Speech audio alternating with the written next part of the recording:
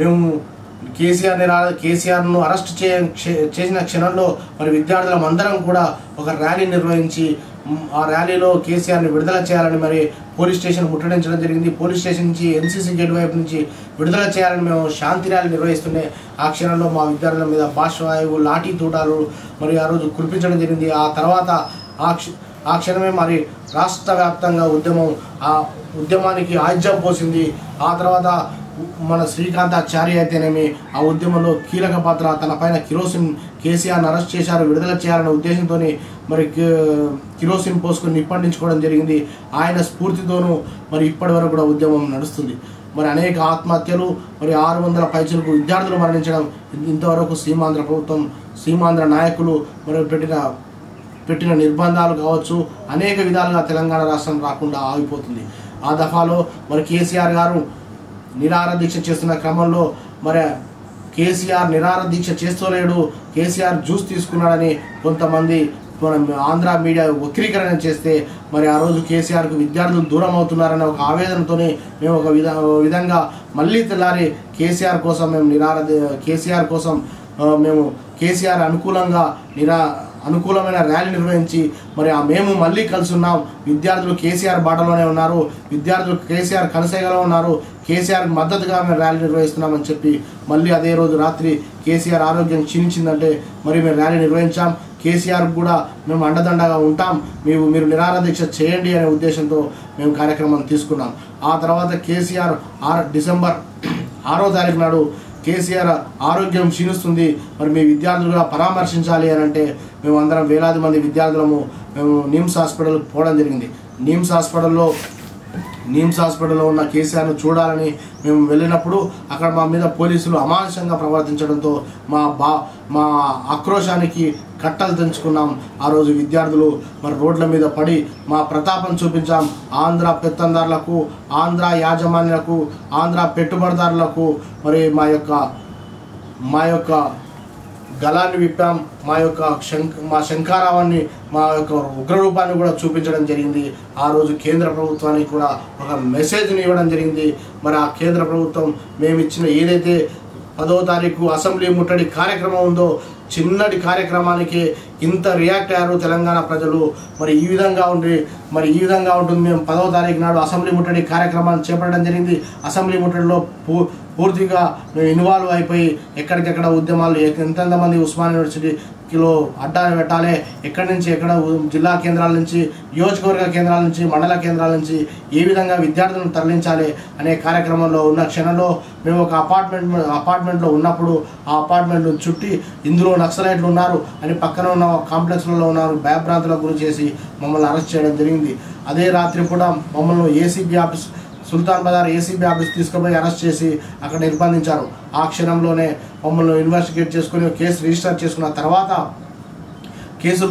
చేసుకున్న తర్వాత 11 గంటలకు ఆ ఏసీబీ వచ్చి, నారాయణ అనే ఏసీబీ వచ్చి మీకు తెలంగాణ రాష్ట్రం ప్రకటించారు, ఇప్పటి నుంచి తెలంగాణ రాష్ట్రంలో మనం అందరూ ఏం చెప్పినా జరుగుతుంది, సంతోషంగా కంగ్రాట్స్, మీరు లేవండి, మీరు తెలంగాణ ఉద్యమంలో మంచి పని చేశారు, మరి తెలంగాణ రాష్ట్రం సాధించారని చెప్పిన సమయంలో ఉప్పొంగి గర్వపడ్డాం.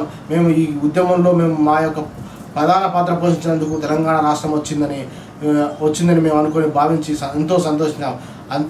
అదేవిధంగా తెల్లారి మమ్మల్ని రిలీజ్ చేసిన తర్వాత ఉస్మానియా యూనివర్సిటీలో పెద్ద ఎత్తున మమ్మల్ని ర్యాలీ తీసుకుంటూ ఆహ్వానిస్తుంటే మరి మేము తెలంగాణ రాష్ట్రం కోసం మేము పోరాడిన వీర సైనికుల మమ్మల్ని ర్యాలీ తీస్తున్నప్పుడు మేము ఎంతో గర్వించాం.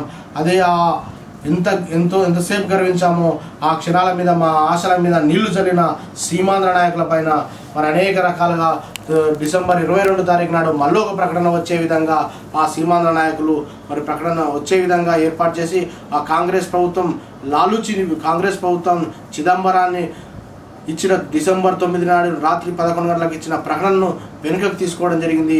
ఆ తర్వాత శ్రీకృష్ణ కమిటీ వేయడం జరిగింది. ఆ తర్వాత అనేక రకాల ఉద్యమం పాదయాత్రలో పాల్గొన్నాం. మరి గ్రామీణ ప్రాంతంలో ఉన్న అటువంటి నాయకులను కావచ్చు, ప్రజలను కావచ్చు మేలుకొల్పడం కోసం ఇక మనం పార్టీలు వదిలిపెడతాం, జెండాలను వదిలిపెడతాం, మన ఏకైక ఎజెండా తెలంగాణ రాష్ట్రం అని గ్రామాల్లో తిరిగాం. మరి గ్రామాల్లో తిరిగినప్పుడు మమ్మల్ని విశేషంగా ఆదరించారు. ఉస్మానియా యూనివర్సిటీ విద్యార్థులు వస్తున్నారంటే మరి మమ్మల్ని ఊరూరు కాడ మంగళారతులు పట్టారు, మా కాళ్ళపైన నీళ్లు పోసారు. అనేకమైన సంఘటనలు చోటు చేసుకున్నాయి పాదయాత్రలో. అదేవిధంగా ఆ తర్వాత పాదయాత్ర తర్వాత మరి మా విద్యార్థులు మేము పరీక్షలు రాయాలంటే తెలంగాణ రాష్ట్రం కావాలన్నారు.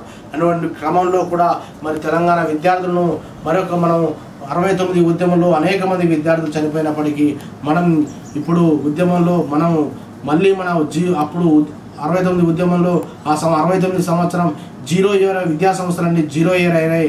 కాబట్టి ఆ విధంగా చేయకుండా తెలంగాణ రాష్ట్రం వచ్చేంత వరకు మనం పోరాటం చేయాలి, మన విద్యను కంటిన్యూషన్ చేయాలి, మనం పై చదువుకోవాలనే ఉద్దేశంతో మళ్ళీ విద్యార్థులను పరీక్షల్లో 3లోకి తీసుకొస్తున్న క్రమంలో ఒకరోజు ఫిబ్రవరి 14 రోజు మా పైన అమానుషమైన దాడి చేయడం జరిగింది. మేము శాంతియుతమైన ర్యాలీలు నిర్వహిస్తుంటే మా క్షణంలో పైచాచికంగా మరి దాడులు చేయడం జరిగింది. మా పైన అమ్మాయిలను చూడకుండా అబ్బాయిలను చూడకుండా హాస్టళ్లను చుట్టుముట్టి ఫైరింగ్ చేయడం జరిగింది. మళ్ళీ తెల్లారిలో ఏం చెప్పారంటే పోలీసులు కొంతమంది దుర్మార్గులు చేసిందని అసెంబ్లీలో మా పేర్లను ప్రస్తావించు వీళ్ళు సంఘ విద్రోహులని మా విద్యార్థుల మీద ముద్ర వేయడం జరిగింది. కొంతమంది పేర్లలో ప్రకటించడం కూడా జరిగింది. ఆ రోజు నా పేరు కూడా ప్రప్రథమంగా అసెంబ్లీలో చదివారు. అయినను కూడా మేము బాధపడుతున్నాము. సంఘ విద్రోహం కాదు, తెలంగాణ రాష్ట్రం కోసం ఏ పోరాటానికైనా సిద్ధం, ఏ దానికైనా మేము సిద్ధం. తెలంగాణను ఒక దేశంగా అడుగుతలేము, భారతదేశంలో ఒక రాష్ట్రం తెలంగాణ రాష్ట్రంగా ఉండాలని మేము కోరుకుంటున్నాం. మేము ఏ విధంగా సంఘ విద్రోహాలు అమ్ముతాం? మేమేమన్నా ఐఎస్ఐ ఏజెంట్లమా? మేమేమన్నా క్యాపిటలిస్టులకు తొత్తులమా? మరి తెలంగాణ రాష్ట్రం కోసం పోరాటం చేస్తున్న ఉద్యమకారులను విద్రోహులనే అని నేను ఈ విధంగా ప్రశ్నించడం జరుగుతుంది. అంతేకాకుండా ఆ తర్వాత రాజీనామా చేయాలి, రాజకీయ సంక్షోభం సృష్టించాలి, పొలిటికల్ చేసి ఏదైతే నిర్ణయించిందో రాజకీయ సంక్షోభం చేయమని చెప్పిందో ఆ రాజకీయ సంక్షోభం కోసం తెలంగాణ ప్రాంతం సంబంధించిన ప్రజాప్రతినిధులు ఒత్తిడి చేసే ప్రతి కార్యక్రమంలో పాల్పంచుకోవడం జరిగింది. మరి ఒత్తిడి చేశాం. మరి ఆఖరికి టీఆర్ఎస్ పార్టీ తప్ప మరి ఏ నాయకులు కూడా రాజీనామా చేయడం జరగలేదు. మరి అదేవిధంగా నేను వేములవాడ వెళ్ళి మా ఉస్మానియా యూనివర్సిటీ ముందర మేము రాజీనామా చేసిన ఎమ్మెల్యేలను మేము రక్షించుకుంటాం, మళ్ళీ ఏకగ్రీవంగా గెలిపించుకుంటామని బస్సు యాత్ర చేయడం జరిగింది. మరి ఆ బస్సు యాత్ర ద్వారా మేము విజయం సాధించాం. మా యొక్క వేములవాడ నియోజకవర్గంలో నా బాధ్యతలు తీసుకొని వేములవాడ నియోజకవర్గంలో నేను తిరిగి అక్కడ ఏకగ్రీవంగా గెలిపించుకోవడం మరి బ్రహ్మాండమైన మెజార్టీతో మేము విజయం సాధించడం జరిగింది. మళ్ళీ మా ఉస్మానియా విద్యార్థుల సత్తాను మరి సాధించి కాంగ్రెస్ తెలుగుదేశం ఎమ్మెల్యేలను కూడా రాజీనామా చేయాలని పలు దఫాలుగా మేము ఒత్తిడి చేయడం జరిగింది. ఆ తర్వాత జరిగినటువంటి సంఘటనల్లో తెలంగాణ రాష్ట్రం కోసం మరి అనేక మీటింగులు పెట్టడం జరిగింది, అనేక సార్లు జైలుకు పోవడం జరిగింది, అనేక అక్రమ కేసులను వేధింపులకు గురి కావడం జరిగింది. మరి అదే కాకుండా తెలంగాణ రాష్ట్రం వచ్చేంత వరకు తెలంగాణ రాష్ట్రం కోసం పోరాడతామని కూడా తెలియపరచుకుంటున్నాం. మీపై ఎన్ని కేసులు ఉన్నాయండి? నా కేసులో 150 కేసులు ఉన్నాయి. ఇప్పుడు సకల జనుల సమ్మెలో మీ పాత్ర ఏ విధంగా? సకల జన సమ్మెలో ఈరోజు ఉద్యోగులు నిర్వహిస్తున్న సకల జన సమ్మె కార్యక్రమంలో మరి అనేక రకాలుగా మరి అనేక సంఘాలు, ఇందులో ఉపాధ్యాయ సంఘాలు అయితేనేమి, తర్వాత మరి అన్ని ఆర్టీసీ ఎంప్లాయీస్ అయితేనేమి, డాక్టర్స్ అయితేనేమి, మరి సెక్రటరియట్ ఎంప్లాయీస్ అయితేనేమి, నీటిపారుదల ఇంజనీర్లు, ఏఈలు అయితేనేమి, కరెంట్ డిపార్ట్మెంట్లో ఎలక్ట్రిసిటీ డిపార్ట్మెంట్ సంబంధించిన వాళ్ళు ఎంప్లాయీస్ అయితేనేమి అందరూ కూడా మరి ఉద్యమం చేస్తున్నారు. ఆ ఉద్యమానికి మేము రక్షణ కవచంగా వాళ్ళ వాళ్ళపైన ఎస్మా చట్టాన్ని ప్రయోగిస్తే మరి వారికి రక్షణగా మేము ఉంటాం. మా విద్యార్థులు వాళ్ళకి సంఘీభావమైన ర్యాలీలు, మానవారాలు నిర్వహించాం. వారి కోసం మేము ఎంతటి త్యాగానికైనా సిద్ధంగా ఉన్నామని కూడా తెలియపరచుకుంటాం. ఆ ఉద్యమంలో సకల జన సమ్మె కార్యక్రమంలో వాళ్ళు ఏ పిలుపునిచ్చినా మేము స్వీకరించడానికి మేము సిద్ధంగా ఉన్నాం. Okay sir, thank you. Right.